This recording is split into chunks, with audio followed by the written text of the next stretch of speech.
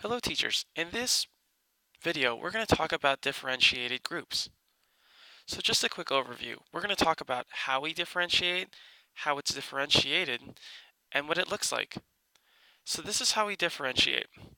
What we do is we have students take a short assessment, typically 3 questions, and what it does is it helps us to differentiate or determine what their needs are. If a student is scoring in the lower portions of these quizzes or daily assessments rather, then they're going to work on something that's more geared towards catching them back up or making sure they understand it or even a reteach.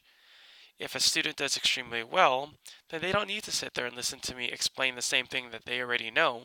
So what we would do is we'd give them a slightly different assignment. Now all students, regardless of what assignment they're working on, will be earning points based off of the effort that they put in rather than did they get all of these assignments accomplished.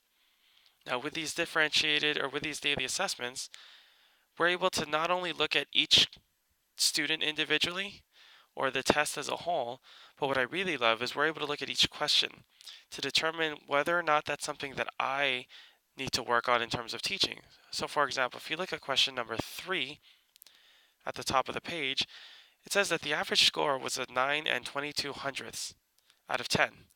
So that was great. A lot of the students understood that. But if you go over to question 5, it says that the average score was 5 and 13 hundredths.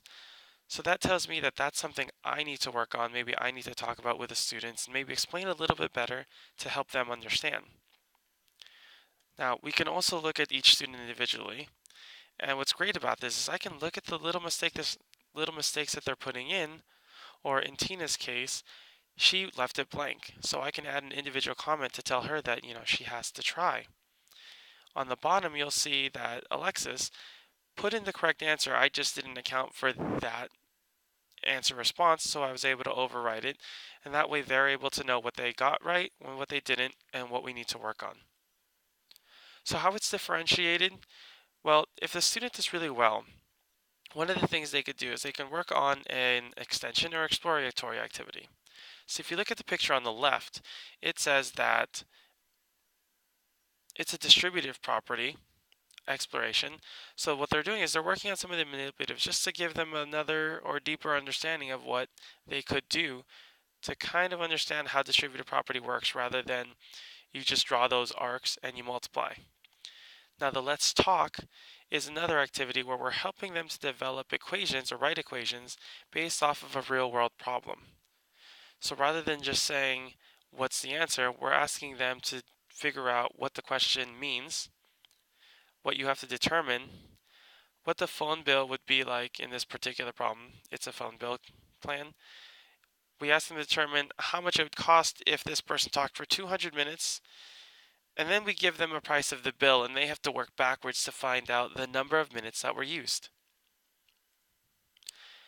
Another thing that they could do is they can work on a reteach. So what they've done is we have them go on to EduCreations, and they create a video, in this particular case made on the 3rd day of school. They had to make an EduCreations explaining what PEMDAS is. So let's take a look.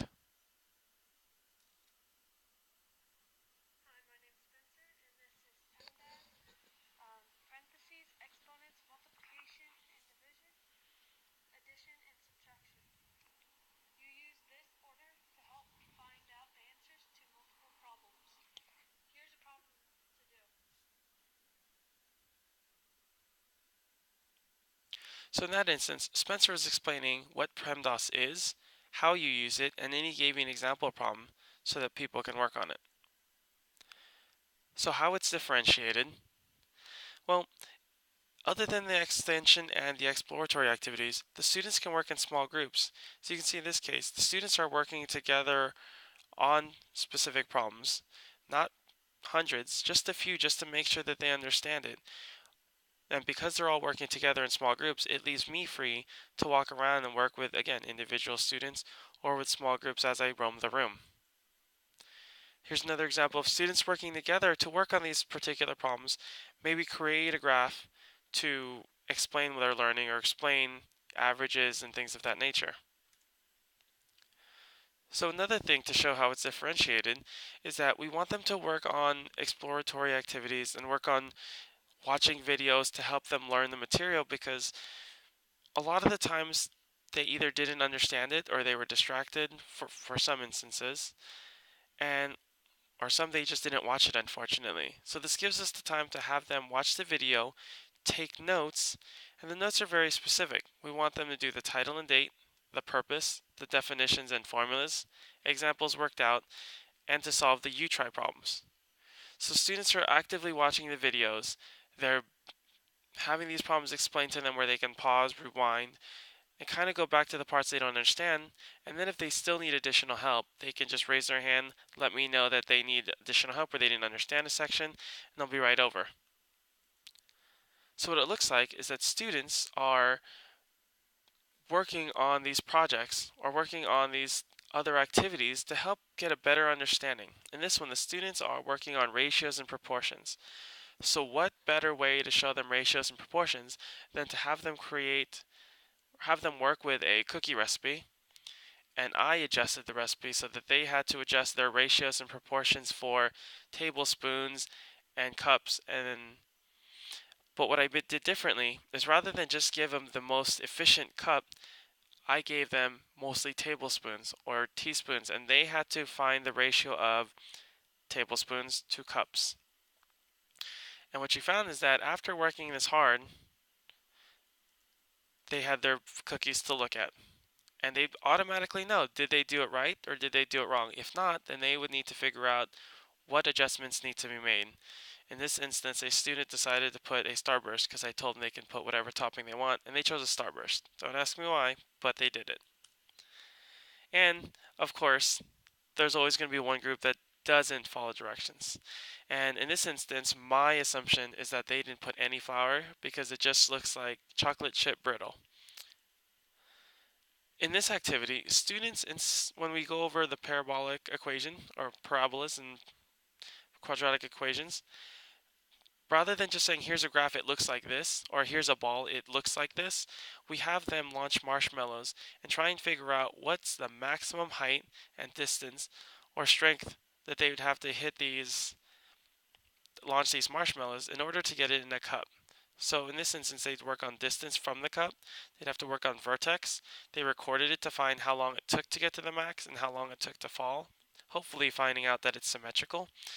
In this case, Daniela had a very difficult time getting the cup in because she had to make several adjustments. So let's take a look.